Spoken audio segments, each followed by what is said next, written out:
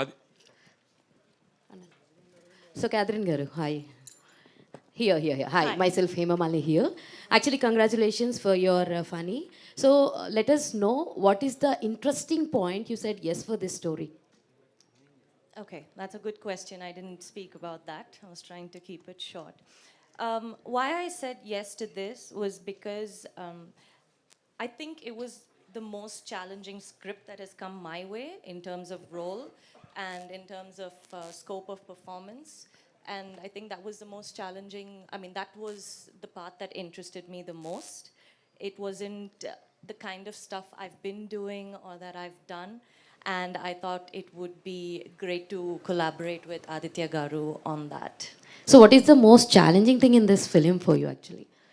Mostly just dealing with the fact that, as in terms of the character, I think just dealing with the fact that, you know, an unwanted visitor can cause so much turmoil in one's life. And that is part one. Part two, our writer, Padma Garu, actually made a very good point. There is a very strong underlying theme of man versus nature. And I think that's extremely important and very pertinent in today's times. And I think that was also very important. I think it drives home that message pretty well. All the very best and Aditya Garu. Sir, actually ఇలాంటి సినిమాలకి VFX చాలా key role play చేస్తాయి. So ఈ సినిమాలో ఎంత percentage VFX మనం చూడబోతాం? ఇది సెపరేట్గా సీజీ షార్ట్స్ లాగా ఏమి ఉండదండి. మొత్తం సినిమా మనము కెమెరాలో షూట్ చేసినంత ఆథెంటిక్గా VFX is part of the script బేసిక్గా. ఎందుకంటే మేము ఒరిజినల్ స్నేక్తోనూ చాలా రోజులు షూట్ చేసాం, ఒక 18 days షూట్ చేసాం. ఆ స్నేక్ని సెలెక్ట్ చేయడానికి ఆడిషన్స్ చేసిన కారణం ఏంటంటే మనం డిజైన్ చేసిన యాక్షన్ మాత్రం అది సీజీలో చేయాల్సి వస్తుంది. సో రెండు మిక్స్ అయ్యేసరికి మీకు ఒక సెపరేట్ పర్సంటేజ్ అన్నది తీయలేము. నాకు తెలిసి అలా క్యాలిక్యులేట్ చేసుకుంటే సినిమా అంతా విజువల్గా మేము ఎంత తీసామో అంత విఎఫ్ఎక్స్ ఉంది. ఆదిత్య గారు, గ్రహణం ఎప్పుడు వీడింది సార్? అసలు ఎప్పుడు వచ్చిందో తెలియకుండా వచ్చింది, అందుకని ఎప్పుడు వీడిందో తెలియదు. కాకపోతే నాకంటే నా సినిమాలకి ఎక్కువ వచ్చింది. నేను కంటిన్యూస్గా వర్క్లో ఉన్నాను. కాకపోతే నేను తీసిన 3 సినిమాలు ఒక పెద్ద సంస్థలో ఇరుక్కోవటం వల్ల బయటికి తెలియలేదు. బట్ నేనైతే నేను షూటింగ్లోనూ మీకు అందరికీ తెలుసు. సో అవి వాటి రిలీజులతో సంబంధం లేకుండా కూడా మళ్ళీ మా సిస్టరు మనం చేద్దాము, ఒక మంచి సినిమా చేసి మనం రిలీజ్ దాకా తీసుకెళ్దాము అన్నప్పుడు ఆ క్షణమే వీడింది అనుకుంటున్నాను. అయితే ఒక పెద్ద సంస్థల్లోనే 3 సినిమాలు ఇరుక్కుని బయటికి రానప్పుడు, మన ఇంట్లో మనిషిని వస్తా అన్నప్పుడు, నాలాంటోడు ఎవరన్నా వచ్చి మీకు సలహా అడిగితే ఖచ్చితంగా వద్దని చెప్పే ఆదిత్య గారు మీనా గారు లాగా సొంత చెల్లెల్ని ఎలా ఇంటికి తీసుకొచ్చారు? దానికి కారణం ఇప్పుడు మామూలుగా నేను ఒక అడ్వైజర్ లాగా సలహా ఇచ్చేటప్పుడు ఇండస్ట్రీ తాలూకు ప్రోస్ అండ్ కాన్స్ చెప్తాను. వాళ్ళకి అది చిన్నప్పటి నుంచి చెప్పక్కర్లేదు, ఎందుకంటే నాతో ఇంటరాక్షన్ వల్ల వాళ్ళు నేను ఎంత ఇండస్ట్రీని చూసానో వాళ్ళు అంతా చూసేసారు. కాబట్టి వాళ్ళకి నేను పడే కష్టాలు, ఇండస్ట్రీలో నా ప్రయాణం అంతా ఇంట్లో మనుషులకి నా అంత బాగానూ తెలుసు. కాబట్టి ఆ ఏరియా జోలికి అసలు వెళ్ళలేదు. ఇది ఎంత బాగా చేయాలన్నది ఒక్కటే మేము డిస్కస్ చేసుకున్నాము. ఫైనల్గా మీ గడ్డం తీసేసి హ్యాపీగా ప్రెస్ ముందు కూర్చున్నారు. I'm very happy sir. Thank you so much sir. Aditya గారు, మీనాక్షి గారు, మీనాక్షి గారు, నిజంగా కూడా ఇప్పుడు కష్టాలన్నీ తెలుసు. నేను ఎందుకు పర్టికులర్గా ఈ పాయింట్ చుట్టూ తిరుగుతున్నానంటే, సినిమా గురించి ఎట్లాగో అందరూ మాట్లాడతారు, ట్రైలర్స్ మాట్లాడతాయి. ఇవాళ రోజున సినిమాకి రావాలంటే వాటిని చూసే వస్తారు. మనం ఎంత మాట్లాడుకున్నా కూడా దేర్ ఈజ్ ఎ కంటెంట్ ఉంటే మీ సినిమా అవుతుంది. కానీ ఎక్కడ ఒక గట్ ఫీలింగ్ ఉండాలి ఒక ఇండస్ట్రీలోకి రావాలంటే. దేనికైనా సరే ప్లస్లు కనబడతా ఉండే ఇండస్ట్రీ కాదు ఇది. ఇలాంటి ఇండస్ట్రీకి మీరు ఏ ధైర్యంతో వచ్చారు? మీరు వెల్కమ్ టు ద ఇండస్ట్రీ, మీరు హ్యాపీగా ఉండాలని కోరుకుంటూనే ఇది అడుగుతాను. మీరు ఫస్ట్ క్వశ్చన్ నేను this is my first stage అని చెప్పిన తర్వాత కూడా ఇంత పెద్ద పెద్ద క్వశ్చన్లు ఇవ్వటం నాకు అవసరం అండి. మనం ఒకటే కదా.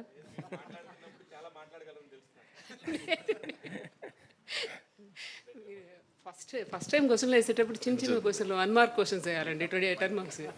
మీరు అంత పెద్ద క్వశ్చన్స్ వేసేయకూడదు. ఇది బేబీ స్టెప్స్. ఇప్పుడు నేను జస్ట్ బోర్న్ ఐ వుడ్ సే.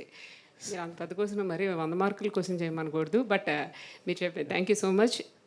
నాకు ఓన్లీ గట్ ఫీలింగ్ ఏంటంటే అన్నయ్య ఉన్నాడు, that's it. He knows it. ఎందుకంటే హీ నోస్ వాట్ ఈస్ మనసంతా నువ్వే ఉన్నప్పుడు మా అన్నయ్యది పరిస్థితి ఎట్లా ఉండేదో నాకు తెలుసు, ఆ తర్వాత ఎట్లా ఉందో తెలుసు. ఏది ఒకే రకంగా ఉంటే ఎంజాయ్మెంట్ ఏముంటుందండి. సో మళ్ళీ మనసంతా నువ్వే ఎంత వచ్చింది 2003 ఆర్ 1 మళ్ళీ 2025లో మా అన్నయ్య మళ్ళీ 24 ఇయర్స్ తర్వాత ఫనీ అనేది ఇంకొక మనసంతా నువ్వే అవుతుంది, బట్ డిఫరెంట్ జానరాలో. అంతవరకు మాత్రం ఖచ్చితంగా చాలా నమ్మకం ఉంది. ఒక మంచి సినిమా తీసామనే ఇది సాటిస్ఫాక్షన్ అయితే చాలా ఎక్కువ ఉందండి. Sir it self. ఆదిత్య గారు ఇక్కడ సార్, నేను వెంకట్ ఎన్టీవీ సార్. పీపుల్స్ మీడియాలో మీ మూవీస్ ఉన్నాయి కదా, అవి ఎందుకు బయటికి రావట్లేదు సార్? ఏంటి release problem? People media stage మీద మాట్లాడదాం. ఈ క్వశ్చన్కి ఆన్సర్ చెప్పాలంటే నా పక్కన విశ్వ గారు, వివేక్ కూచిపట్ల గారు ఉండాలి, మీనాక్షి గారు, శాస్త్రి గారు కాదు. మీరు డైరెక్షన్ చేశారు కదా, మీ సినిమాలు మీ బయటికి రాకపోవటం ఏంటి? డైరెక్టర్గా సినిమా తీయటమే కానీ రిలీజ్ చేయాల్సిన ఈక్వేషన్ జనరల్గా మీకు తెలియదు ఏముంది, అది ప్రొడ్యూసర్. ఒక సినిమా ఆగిపోతే డైరెక్టర్ సరిగ్గా తీయలేదంటారు, 3 సార్లు అవకాశం ఇవ్వరు, కాబట్టి నా తప్పు లేదని నేను అనుకుంటున్నాను. అదే ధైర్యంతో ఈ సినిమా డైరెక్షన్ చేసేసాను. మీరు ఇప్పుడు మరి పీపుల్ మీడియాలో ఉన్నారా, లేకపోతే ఓన్గా నేను అఫీషియల్గా అసలు ఎక్కడ ఎప్పుడూ లేనండి. నేను ఎప్పుడూ ఇండిపెండెంట్ కెపాసిటీలోనే ఉన్నాను. వాళ్ళిద్దరూ నాకు బాగా క్లోజ్ ఫ్రెండ్స్, వాళ్ళిద్దరిని నేను కలిపాను కాబట్టి వాళ్ళకి అడ్వైజర్గా ఉన్నాను. యాక్చువల్గా పీపుల్ మీడియా కంటే ముందు నేను గీతా ఆర్ట్స్లో కూడా ఉన్నాను.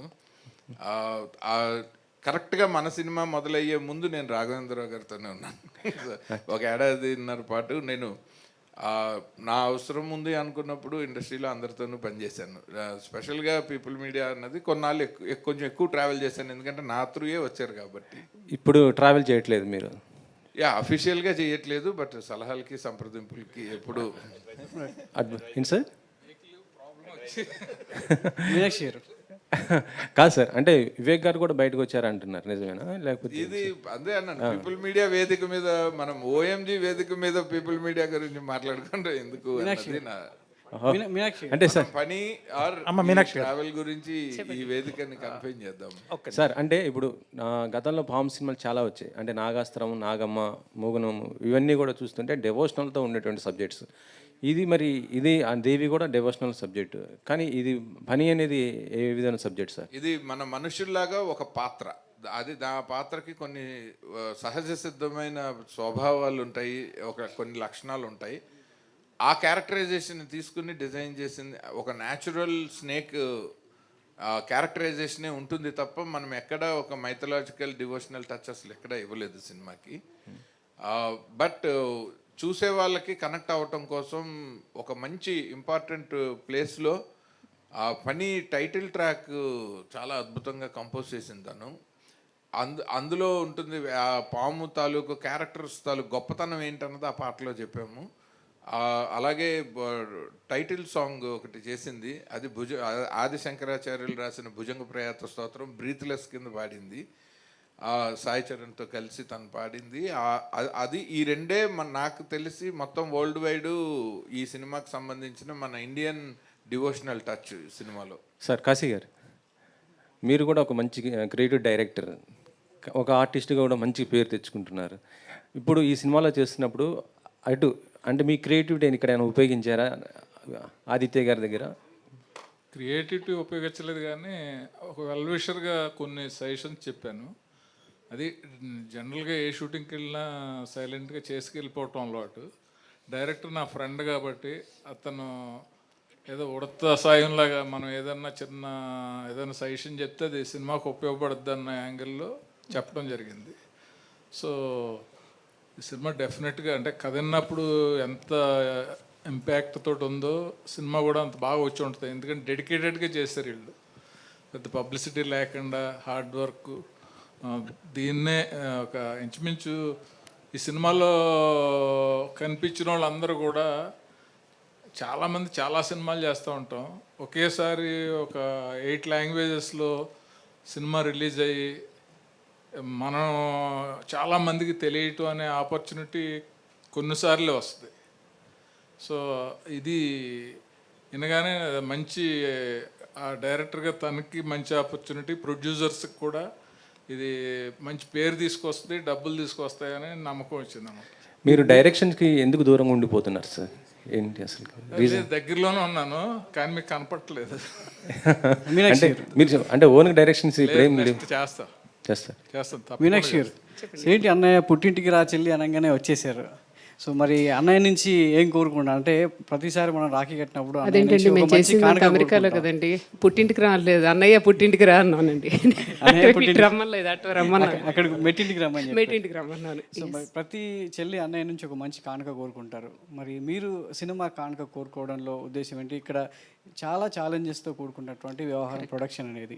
సో మీరు చాలా రోజులు నిలదొక్కుకోవాలని ఒక మంచి ప్రాజెక్ట్తో వస్తున్నారు. సో అన్నయ్య నుంచి కోరుకునేటువంటి కానుక సో మీకు ఎంత విలువైనది? మా అన్నయ్య నా పక్కన ఉండటం itself is the biggest కానుకండి. ఎందుకంటే పెద్దగా కానుకలు ఏమక్కర్లేదు లిటరల్లీ చెప్పాలంటే. అన్నయ్య ఉన్నాడంటే సక్సెస్ డెఫినెట్గా ఉంటుంది. ఎందుకంటే తనకి he knows how to make a movie, దాన్ని ఎలా తీసుకెళ్ళాలి చేయటం ఒకటే తెలుసు. మ్యానుఫ్యాక్చరింగ్ ఒకటి, యాపిల్ మంచి వాచ్ చేసేసి వదిలేస్తే ఉపయోగం ఉంది, దాన్ని జనాల్లోకి తీసుకెళ్ళటం. ఆ తీసుకెళ్ళటం అనేది తనకి బాగా తెలుసు. ఖచ్చితంగా సక్సెస్ అవుతామని అంటే అనుకుంటున్నాను. చాలా అంటే కొత్త ప్రొడక్షన్ అయినటువంటి కొత్త నిర్మాతలు ఇండస్ట్రీలోకి అడుగుపెట్టినప్పటికీ కూడా సో వెల్ నోన్ అంటే ఒక పెద్ద హీరోతో చేయాలి. సో ఒక వెల్ నోన్ అంటే అభిమానుల్లో ఉన్నటువంటి ఆ అభిమానాన్ని ఒక సినిమా రూపంలో మనం తీసుకోవాలని ప్రతి ప్రొడ్యూసర్ కోరుకుంటూ ఉంటాడు. ఈ సినిమా క్యాథరిన్ చూజ్ చేసుకోవడానికి, క్యాథరిన్ మీద ఈ సినిమా వర్కౌట్ అవుతుందానికి ఎంతవరకు మీరు బిలీవ్ చేశారు? ఈ సినిమాలో హీరోయిన్ లీడ్ యాక్ట్రెస్ పార్ట్ చాలా ఎక్కువ అండి. ఫస్ట్ ఆఫ్ ఆల్ తను she's from the first screen నుంచి లాస్ట్ వరకు తనతోనే నడుస్తూ ఉంటుంది స్టోరీ అంతా. క్యాథరిన్ యాక్షన్ గురించి మనం కొత్తగా ఏం చెప్పక్కర్లేదు. ఖచ్చితంగా తన 30 మూవీస్ ఇంతకుముందు ఉన్నవి ఒక ఇది అయితే, ఇది మొత్తం దిస్ ఇస్ అనదర్ వరల్డ్ అని చెప్పచ్చు. చాలా తనే చేయగలదు అనే అంత బాగా అనిపించింది. అంటే తను కూడా అలాగే చేసేటప్పుడు కూడా ఎవ్రీ షాట్ ఇందాక అదే చెప్తూ ఉన్నాను. ఈవెన్ పోస్ట్ ప్రొడక్షన్లో చూస్తున్నప్పుడు కూడా ఇంత బాగా ఎలా చేసేస్తుంది అంటే షీఈస్ లైక్, చెప్పాలంటే మా అందరితో ఇలాగే జస్ట్ నార్మల్గా హ్యాపీగా మేము సెట్లో మాట్లాడుకుంటూ కూర్చునేవాళ్ళం. అన్నయ్య షాట్ రెడీ అనగానే తను వెంటనే అది ఏడుపు సీను, దానిలో ఒక మంచి హారర్ ఉండే సీన్, థ్రిల్లర్ ఇది డెఫినెట్గా. ఆ థ్రిల్లర్ ఉండే దానిలో ఇమీడియట్గా తను ట్రాన్స్ఫార్మ్ అయిపోతారు, దానిలోకి వెళ్ళిపోయి సింగిల్ టేక్ అన్నీ. నేను అదే అంటున్నాను, మా క్యాథరిన్ లాంటి వాళ్ళ హీరోయిన్ కనుక ఉంటే అట్లీస్ట్ మేము 10 సినిమాలు 10 రోజుల్లో కాదు వారం రోజుల్లో సినిమా తీసేయచ్చు. అన్నీ సింగిల్ టేక్లే ఉంటాయి మాకు. అది అంటే చాలామంది ఇండస్ట్రీకి హీరోలు కొత్త వాళ్ళు వస్తూ ఉంటారు. సో ఇండస్ట్రీ కూడా కొత్త తరాన్ని కొత్త రక్తాన్ని చూడాలనుకుంటుంది. కానీ ప్రొడక్షన్ వైపు ఎవరు రావడం లేదంటే నిర్మాణ రంగంలో అనేది చాలా సవాల్తో కూడుకున్న వ్యవహారం కాబట్టి డబ్బులు పెట్టాలంటే ఎంత వస్తుంది ఏంటనేది రోజు రోజుకు ఛాలెంజింగ్గా మారుతుంది. అలాంటి టైంలో సో మీ సిస్టర్ ఇలా నిర్మాణ బాధ్యతలు తీసుకొని మీకు ఒక భుజం కాయడం అనేది సో భవిష్యత్తులో మీ ఇందాక 24 ఏళ్ళు అంటే దాదాపు 2 పుష్కరాలు మీరు సక్సెస్ చూసేది. సో అది ఎంతవరకు మీకు భుజం కాస్తుందంటారు? యాక్చువల్గా నేను ఇండస్ట్రీలోనే కంటిన్యూ అవుతూ ఉండటం వల్ల నేను ఇండస్ట్రీలో ఫిల్మ్ మేకింగ్లో మారుతున్న డైనమిక్స్ అన్నీ చాలా క్లోజ్గా చూస్తూ ఉన్నాను. అండ్ నా ద్వారా ఒక కొత్త బ్యానర్ రావటం అన్నది నా లైఫ్లో ఇది ఫస్ట్ టైం కాదు. నేను ఎప్పుడైనా ఒక నిర్మాత ఎవరి ద్వారా వచ్చినా ఒక 10-15 సినిమాలో ఒక 25 సంవత్సరాలు అది ఒక పెద్ద బ్యానర్ అవ్వాలనే కోరుకుంటాను. ఎందుకంటే మనం ఇండస్ట్రీలో ఎంత టాలెంట్ అయినా మనం సర్వైవ్ అయ్యేది ఒక ప్రొడ్యూసర్ వల్లే. మన టాలెంట్ ఎంత అబండెంట్ టాలెంట్ అయినా కానీ మనకి ఒక ఎంత బంగారు పళ్ళానికైనా ఒక గోడ చేరువు కావాలంటారు. సో అలా మనకు ప్రొడ్యూసర్స్ కావాలి. సో ఎవ్రీ టైం మనం ఒక కొత్త వాళ్ళని తీసుకొచ్చి పంపించేయకూడదు అన్నది నాకు ఫస్ట్ నుంచి ఉన్న ప్రొఫెషనల్ ఎథిక్స్. అది ఎప్పుడైతే మా వాళ్ళే అయ్యేసరికి నేను ఇంకా కొంచెం బాధ్యతగా ఇంకా మోర్ పిన్ పాయింటెడ్గా, ఎందుకంటే ఇప్పుడు ఉన్న డైనమిక్స్లో selection of the genre and content is first stage అయితే ఎగ్జిక్యూషన్ లెవెల్లో దానికి right cast and crew select చేసుకోవటం ఒకటైతే ఎగ్జిక్యూషన్ లెవెల్లో అదొక ఛాలెంజ్. Third promotional challenge. మన సినిమాని ఎంతమంది వరల్డ్ వైడ్ ఎంత లార్జర్ ఆడియన్స్కి మన ఫిల్మ్ని మనం తీసుకెళ్ళగలుగుతాము అన్నది. సో ఈ 3 స్టేజెస్లో మా సిస్టరు బావగారు కాబట్టి నాకు ఇంకా మోర్ నన్ను బిలీవ్ చేసి వాళ్ళు నాకు సపోర్ట్ చేయడానికి వాళ్ళకి నేను తెలుసు. సో మా మధ్యన అట్లాంటి అరమరికలు లేవు కాబట్టి we all stood on one single page. అందుకని అది హెల్ప్ అయింది. అంటే ఫైనాన్షియల్ విషయాలకు వస్తే బావ బావే చెల్లె చెల్లె, కానీ ఇక్కడ సో వేరు కదా, సినిమా సినిమానే కదా, సో దాన్ని ఎలా చూడవచ్చు? I think we cross that age. ఆ మాత్రం మెచ్యూరిటీ వచ్చిన తర్వాత సినిమాలు ఎన్ని సంవత్సరాలు. మీనాక్షి గారు, ఆదిత్య గారు, ఒక మీనాక్షి గారు, ఏం లేదండి, మీరు ఇప్పుడు సినిమానే పెద్ద బాధ్యత ప్రొడ్యూసింగ్ చేయడం, ఆ తర్వాత కూడా మ్యూజిక్ బాధ్యత కూడా ఎందుకు తీసుకున్నారు? యాక్చువల్లీ బేసికల్లీ నేను మ్యూజిషియన్నేనండి. అంటే ఎంతో అనుభవం ఉంటే కానీ ఇలాంటి సినిమాలకు స్పెషల్ ఎఫెక్ట్స్ కావచ్చు, ఇప్పటి వరకు మీకు ఇందాక అడిగారు కదా చెల్లి చెల్లి అని, ప్రొడక్షన్ వరకు వచ్చేసరికి అన్నయ్య సారీ అన్నయ్య నేను చెప్పేస్తానండి. చెప్పండి. ఇప్పుడు ఇంత ముందు వరకు అయితే చెప్పేదాన్ని కదా, భగవద్గీత మీద ప్రమాణం చేసి అన్ని నిజాలే చెప్తాను నేను, ఇప్పుడు అన్ని అబద్ధాలే చెప్తాను నేనండి. మా అన్నయ్య యాజ్ ఎ ప్రొడ్యూసర్కి వచ్చిన తర్వాత హౌ వెల్ ప్రొటెక్టెడ్ అంటే, నాకు ఎక్కడ ఏ కష్టం లేనికుండా అసలు కొత్తగా అడుగు పెట్టే వాళ్ళకి ఇదే అమ్మో భయపడేటట్టు అసలు ఏ దానిలో అనిపించలేదు. ఆ దానిలో యాజ్ ఎ ప్రొడ్యూసర్ రోల్లో నాకు అన్నయ్య was like that. But music డైరెక్టర్గా నాకు దానిలో మాత్రం తను నిజంగా డైరెక్టర్ అనిపించుకున్నాడండి. అంటే ఏ విధంగా టార్చర్ పెట్టాడు? కరెక్ట్గా అడిగారు. ఫస్ట్ అసలు ఈ సినిమా స్టార్ట్ చేసినప్పుడు ఇట్ వాజ్ వెరీ ఇంట్రెస్టింగ్. పొద్దున్న నేను అన్నయ్య కూర్చొని జస్ట్ కాఫీ తాగుతున్నాము. అన్నయ్య ఈ సినిమా ఏదైనా మనం మంచి సినిమా చేస్తే బాగుంటుంది కదా, ఏదైనా మనమే చేస్తే బాగుంటుంది కదా అని జస్ట్ జనరల్ టాక్ కాఫీ పొద్దున అని అంటే, చేయొచ్చమ్మా బాగానే ఉంటుంది, మనమే అంటే ఏదైనా మంచి స్క్రిప్ట్ వస్తుంది, ఎవరో ఎందుకు చేయటం మనమే చేద్దాంలే అన్నయ్య అంటే. ఇంతవరకు నేను ఎప్పుడు అన్నయ్యని అడగలేదు. ఇంతకాలంలో అన్నయ్య నాకు ఎప్పుడు చెప్పేవాడు, సినిమా చూడటం వరకే మాకు అలవాటు. సో అయిన తర్వాత నేను మా అన్నయ్య కూర్చున్నామంటే డెఫినెట్గా శాస్త్రి గారు కొంచెం టెన్షన్గానే ఉంటుంది, ఏం పేలుస్తారో వీళ్ళిద్దరు కలిసి అని. ఎప్పుడు అలాగే ఉంటుంది మా ఇద్దరితో. సో వెళ్ళి మీ ఇద్దరం ఇలా వన్ ఫైన్ డే వెళ్ళి శాస్త్రి గారికి నెక్స్ట్ డే వెళ్ళి సినిమా తీద్దాం అనుకుంటున్నాం. వాట్ అన్న అంటే ఇలా సినిమా తీద్దాం అనుకుంటున్నాము, బాగుంటుంది, అన్నయ్య ఉన్నారు కదా ఇక్కడే చేద్దాం ఒక మంచి ఎప్పటి నుంచి అంటే నేను యుఎస్లో మ్యూజిక్ స్కూల్ ఒకటి రన్ చేస్తున్నాను. Academy it is affiliated with Indian government universities. Almost 23 years నుంచి అక్కడ రన్ చేస్తున్నాను. నాదంతా క్లాసికల్ మ్యూజిక్, మా ఇంట్లో అంతా క్లాసికల్ మ్యూజిక్. ఇది సినిమా సంగీతం వింటమే తప్పితే చేయటం అనేది తెలియదు నాకు. సో అన్నయ్య వచ్చి ఫస్ట్ ఈ సినిమాకి నువ్వే మ్యూజిక్ చేస్తావు అన్న. అంటే మీరు 1-2 రోజులు అనుకుంటారేమో, 2 నెలలు నేను అన్నయ్యతో మాట్లాడలేదు. 2 నెలలు తప్పించుకు తిరిగానండి, that is the right word. రోజు అన్నయ్య పొద్దున వచ్చి సినిమా చేస్తున్నాం, సరే స్టోరీ రెడీ అయిపోయింది, ఓకే సినిమా చేస్తున్నాం, మ్యూజిక్. అన్నయ్య మ్యూజిక్ నేను కాదు కానీ ఇంకా బోల్డ్ మంది ఉన్నారు, మనం బయట మ్యూజిక్ పెట్టి చేద్దాం. లేదమ్మా నువ్వు బాగా చేస్తావు.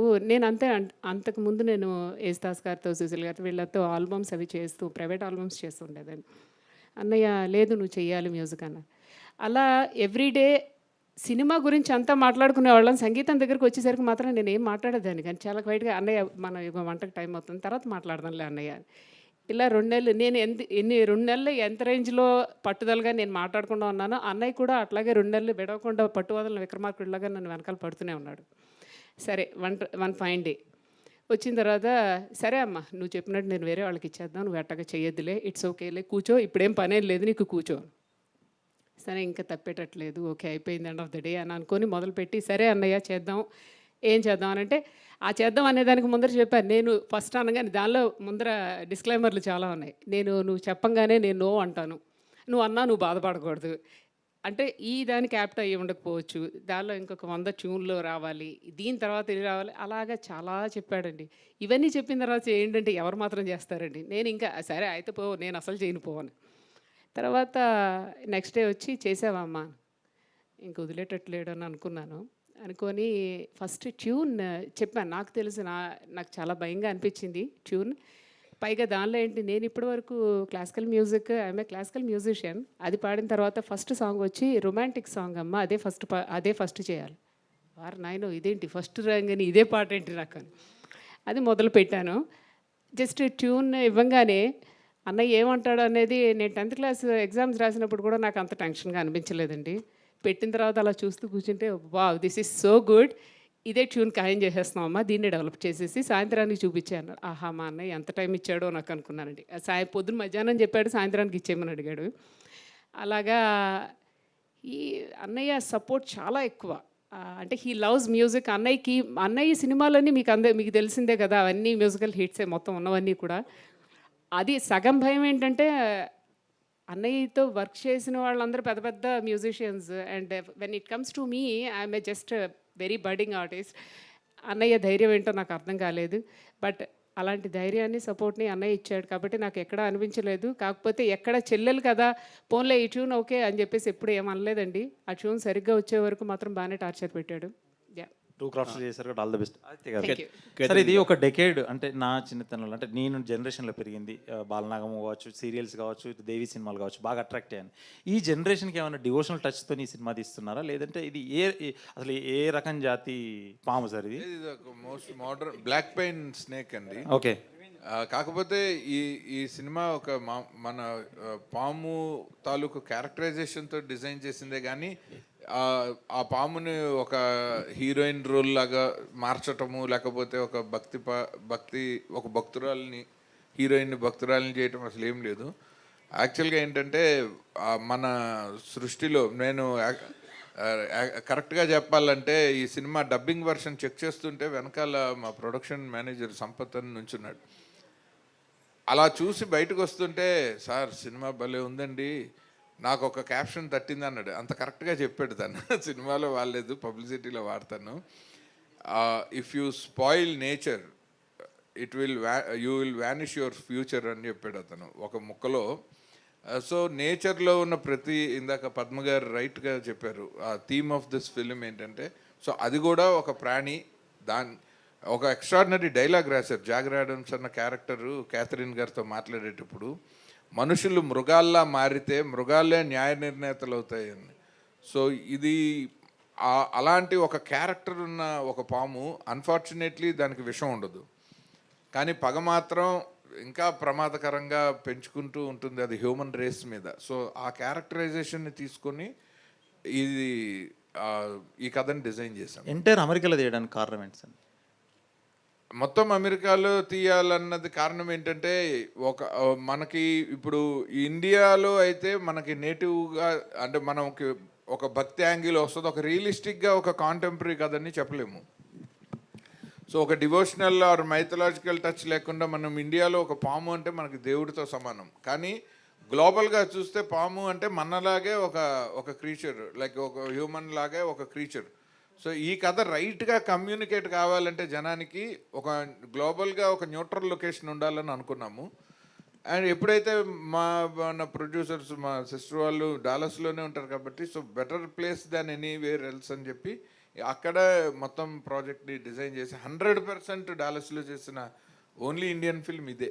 సార్ డైరెక్ట్ గారు ఇక్కడ ఇప్పుడు మీరు చెప్పిన దాన్ని బట్టి ఈ పాము పోస్టరు, ఆర్టిస్ట్, హీరో డిజైన్ చూస్తుంటే మన రాజమౌళి ఏగా గుర్తొస్తుంది, నేపథ్యం వేరైనా? నిజంగా ఏగా గుర్తొస్తే నేను చాలా సక్సెస్ఫుల్ అనుకుంటాను. నేను ఐ ఫీల్ హ్యాపీ. ఎందుకంటే సినిమాతో కంపారిజన్ లేదు, కానీ ఒక సినిమాని ప్రపంచవ్యాప్తంగా ఎంతమంది ప్రేక్షకులు కళ్ళ ముందుకు తీసుకెళ్లాలన్నది ఈ జనరేషన్లో మా అందరికీ మార్గదర్శకుడైన దర్శకుడు రాజమౌళి గారు. సో ఆయన ఫుట్ స్టెప్స్లోనే ఈ మొదటి మీడియా సమావేశంలో ఆయన పేరు తలుచుకోవడం కూడా నాకు చాలా ఆనందంగా ఉంది. Thank you so much. Sir Aditya గారు, ఇప్పుడు ఇది మొత్తం కూడా నేచర్ గురించి అని చెప్తున్నారు కదా, ఇప్పుడు ప్రస్తుతం హైదరాబాద్ సెంట్రల్ యూనివర్సిటీ జరుగుతుంది, ఆ విషయం మీకు తెలుసు, ఇందాక ఇండైరెక్ట్గా కూడా ప్రస్తావించారు. దీనిపైన మీ స్పందన ఏంటి, మీ సపోర్ట్ ఎలా ఉంటుంది? ఎప్పుడైతే ప్రభుత్వము, చట్టము, కోర్టుల పరిధిలో ఉన్నప్పుడు అసలు మనం ఏమీ స్పందించకూడదు. మన అభిప్రాయం ఏదైనా ఉంటే అది మనతోనే దాచుకోవాలి. దాన్ని మనం ఇంకొంచెం అగ్గి రాజేసినట్టు చేయకూడదు అన్నది ఒక పౌరుడిగా మన బాధ్యత. Catherine garu, this is Ashwant from Delhi Cultural Channel. How do you see this role contest of the film of your career so far? I'm sorry, can you repeat that? How do you see this film of role contest of the film of your career so far?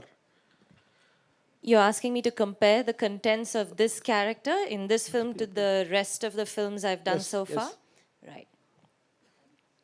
I think it's the most extensive role that I've done. I shoulder the entire film, and it's me, and the other main character in the film is, of course, the snake. And it's just this extremely interesting dynamic that happens between me and the snake. It's about how it affects my life.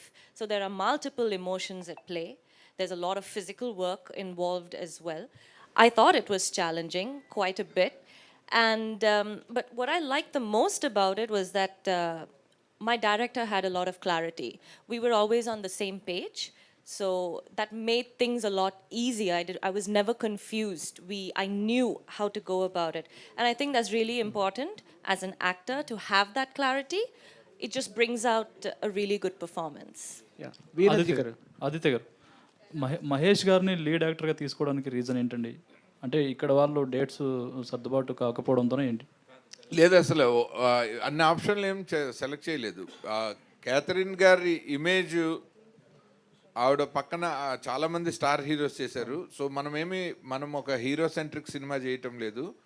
ఆ Catherine గారు play చేసే character, ఆ character తాలూకు emotions చుట్టూరా play చేస్తున్నప్పుడు నాకు ఒక కొత్త face, but it should match with her stature and ఆ క్యారెక్టర్కి సూటబిలిటీలో చూస్తే ఐ ఫౌండ్ మహేష్ గారు is my best choice for the Anant role అనమాట.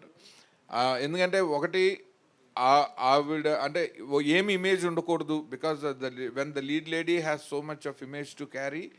ఆ హీరోకి ఇమేజ్ ఉండకూడదు కానీ స్టేచర్ ఉండాలి. సో అండ్ గ్లోబల్గా ఈ సినిమాని తీసుకెళ్దాం అనుకున్నప్పుడు నాకు ఎల్ఏలో ఒక హాలీవుడ్లో మంచి కెరీర్ పర్సూ చేస్తున్న మన తెలుగు అబ్బాయి అయితే ఆయన్ని నేను తెలుగులో పరిచయం చేస్తాను, మన కంటెంట్ని ఆయన ఇంగ్లీష్లోకి తీసుకెళ్తారు. సో రెండు రకాలుగా నాకు ఇండియాలో మనము ఈ క్యారెక్టర్కి సూటబుల్ అని చెప్పి క్యాథరిన్ గారిని ఎంత జాగ్రత్తగా ఆవిడకి కథ చెప్పి ఒప్పించి అన్ని స్టెప్ బై స్టెప్ వెళ్ళి ఆవిడ ఎస్ అన్న తర్వాత ఈ ప్రాజెక్ట్ని ఎట్లాగా మనం షేపప్ చేసామో అదే ప్రాసెస్ మహేష్ గారి విషయంలో కూడా చేసాము.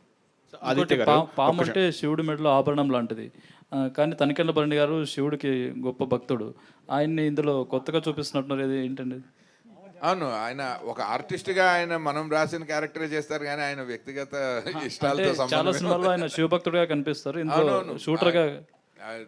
అయినా కూడా ఆయన పర్సనల్ అభిప్రాయానికి ఈ సినిమాలో ఆయన పాత్రకి అసలు సంబంధమే లేదు. ఆదిత్య గారు, అంటే మీరు ఇప్పటివరకు చెప్పిన దాన్ని బట్టి చూస్తే యానిమల్ కింగ్డమ్ గురించి, దాని గురించి, నేచర్ గురించి చెప్తున్నారు కదా, మరి పన్నీ అనే టైటిల్ పెట్టారు. ఈ టైటిల్కి జస్టిఫికేషన్ ఏంటి సార్? టైటిల్ జస్టిఫికేషన్ పాము అనే.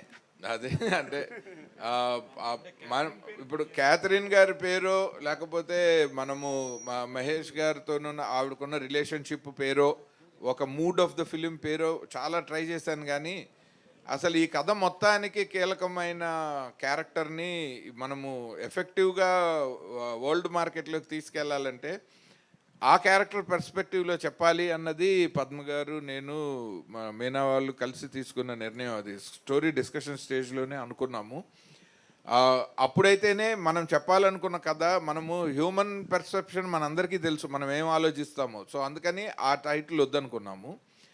అదర్ పర్సెప్షన్లో ఈ కథని మనం వరల్డ్ మార్కెట్లో తీసుకెళ్తున్నాం కాబట్టి ఆ క్యారెక్టర్ నేమే పెట్టాలని చెప్పి ఫనీ అని పెట్టాం. ఆదిత్య గారు, రవిచంద్ర అండి. మహేష్ గారు, హాయ్ సార్. అచ్చా, మీ కెరియర్ స్టార్ట్ చేసింది ఇక్కడ తెలుగులోనే చూశాను బుక్లో. So started in Hyderabad. So how is so far your career in acting and ఈ ఫిలింకి మీరు ఎంతవరకు హెల్ప్ చేస్తారు? సో యాజ్ యూ సెడ్, నేను హైదరాబాద్ నుంచి, ఐమ్ ఫ్రమ్ హైదరాబాద్. నా కెరియర్ స్టార్ట్ అయింది ఇక్కడి నుంచి. సో దాని తర్వాత I was in to US, mostly in to modelling. అక్కడ వేరే చాలా గ్లోబల్ బ్రాండ్స్ తోటి చేశాను modelling. So understood the process in Hollywood, how it works as an actor, not only just an acting, but the process and the discipline and how it works, everything. So that really helped me for getting into the next projects.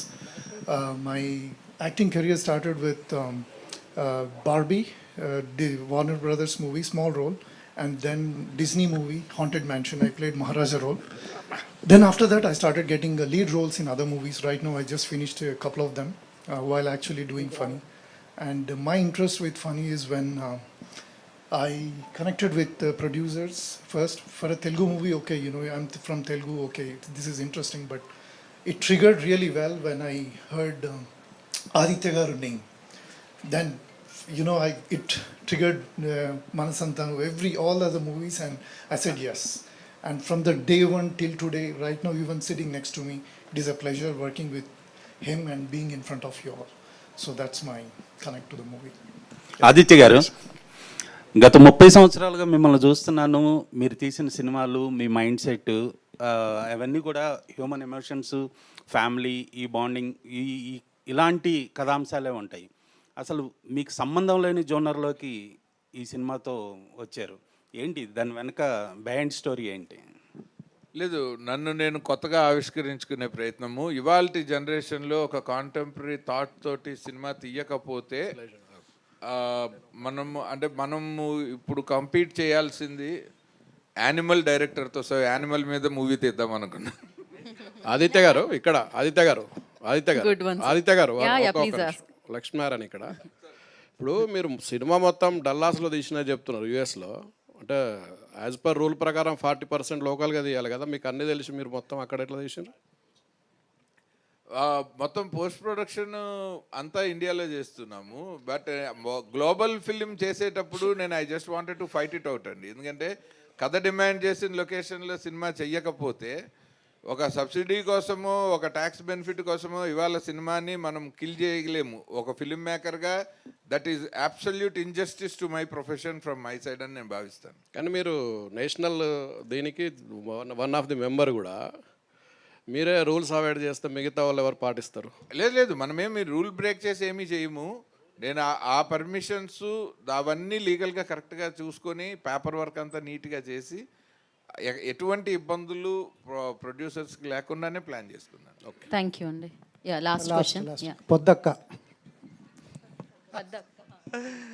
పొద్దక్క మీరు చేసినవి గాంధీ తాత చెట్టు, రాధేశ్యామ్కి writing, మహానటికి ఇవన్నీ చేశారు. మీ సినిమాలు వేరు, ఈ పని సినిమా వేరు. ఎట్లా మ్యాచ్ అవుతుంది?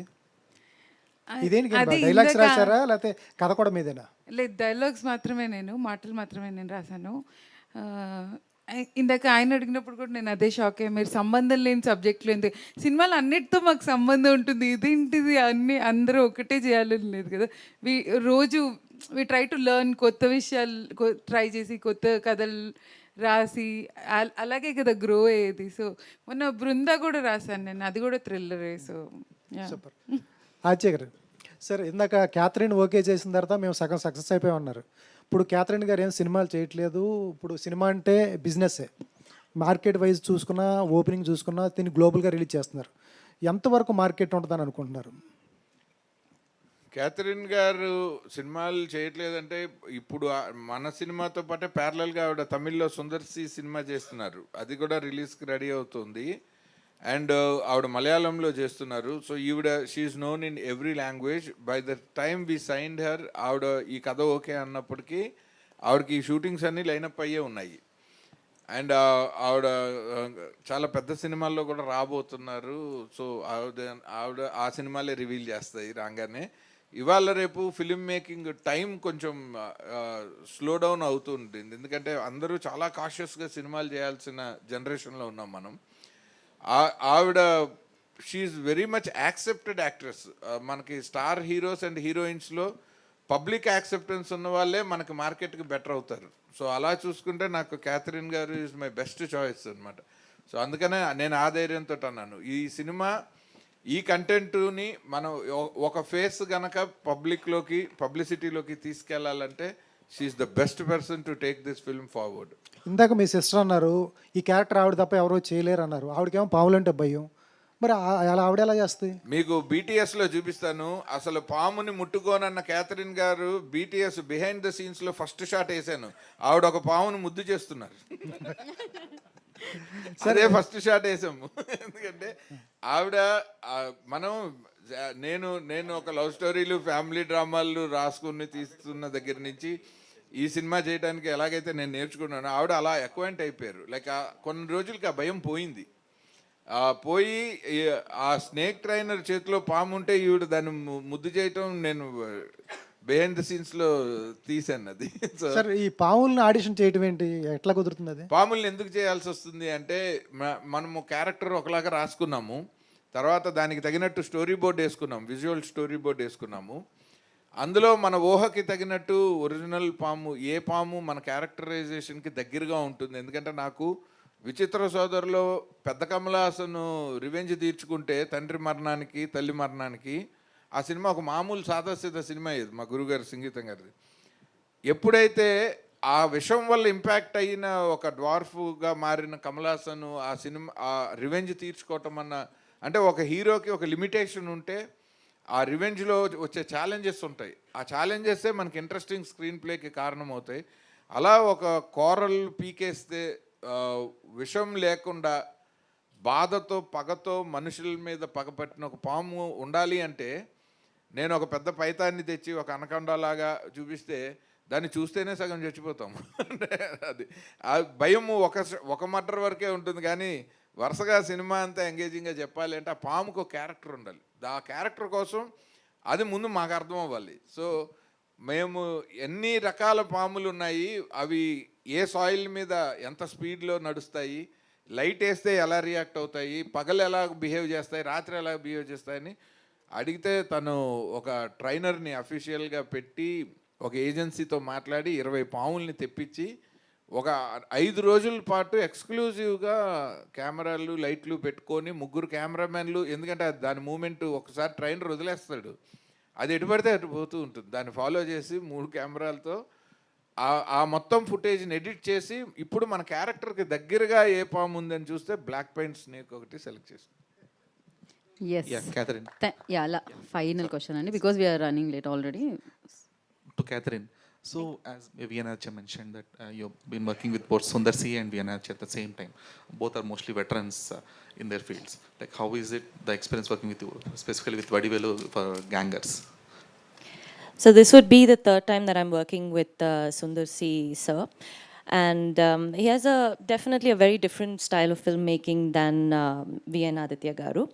That's what I like about it, because that's how, I mean, I figure that, you know, you learn so much as an actor, you adapt so much. He shoots really fast, Sundar C, sir.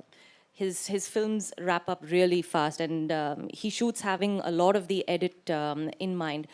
His genre of filmmaking is also really different. I enjoy those kind of films. I was actually telling Aditya Garu that we should do a comedy really soon. I mean, he's got a fantastic sense of humor. Aditya Garu, I mean, for this film, and I'm only commenting on this film, on Funny, it's a more serious film. It's an actual thriller. It's in the thriller genre. There is a little bit of drama, but it is mostly a thriller. And it was interesting working with him in that space. There was nothing really funny except for behind the scenes. That was the only comedy, I think. But on screen, he's also very clear on, you know, how to make things really interesting, and those thrilling aspects on screen. I think that is new for him. He's not done that so far. So it was an interesting space to explore with Aditya Garu. Thank you. Aditya గారు, like అంటే ఈ చాలా మంది చెప్తూ వచ్చారు మీ career 30 years career అని చెప్పేసి. So ఇప్పుడు చాలా మంది చెప్తూ వచ్చారు 30 years కెరీర్ మీది అని చెప్పేసి. బట్ ఇప్పుడు ప్రజెంట్ జనరేషన్ ఆడియన్స్కి మీరు ఎంతవరకు రెలవెంట్గా ఉన్నారని మీరు అనుకుంటున్నారు? ఈ టైప్ ఆఫ్ కాంటెంట్ అనేది వాళ్ళకి ఎంత రెలవెంట్? అదే ఈ పోస్టర్ చూసి ఈ సినిమా మీరు తీసారా అని ఇందాక నుంచి బయట అడిగిన ప్రతి మీడియా మిత్రుడికి అదే నా ఆన్సర్. ఎందుకంటే నేను చాలా రెలవెంట్గా ఉన్నానని అనుకోవటానికి ఆ surprise element is the answer, not me.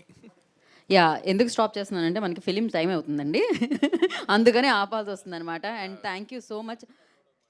Sastry గారు, మీరు క్వశ్చన్ అడుగుంటే మాట్లాడేవారు, ఇప్పుడు మీరు ఇచ్చి మాట్లాడండి అంటే ఎలా ఉంది? ఆయన స్పీచ్ విన్నాం మనం, అసలే షార్ట్ అండ్ స్వీట్ ఆయన ఇందాకే స్పీచ్లో విన్నాం మనం.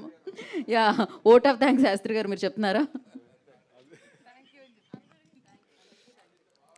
సో నిజంగా లేదండి, మెనీ థ్యాంక్స్. మీరు ఎంత టైం స్పెండ్ చేశారు, మంచి క్వశ్చన్లు అడిగారు నిజంగా. సో నాకు మీ క్వశ్చన్ వల్ల నేను మిస్ అయిన ఇన్ఫర్మేషన్ కూడా నాకు తెలిసింది. So actually so thank you so much అండి, and have a wonderful rest of the day. Thank you so much media, Telugu media and అలాగే national media. Thank you so much for coming and making it సక్సెస్ఫుల్. Thank you so much all the people ఎవరైతే part అయ్యారో ఇక్కడ వెన్యూలో, వాళ్ళందరికీ పేరు పేరున కృతజ్ఞతలు తెలియజేసుకుంటున్నాము. And congratulations once again funny టీమ్కి. And very soon May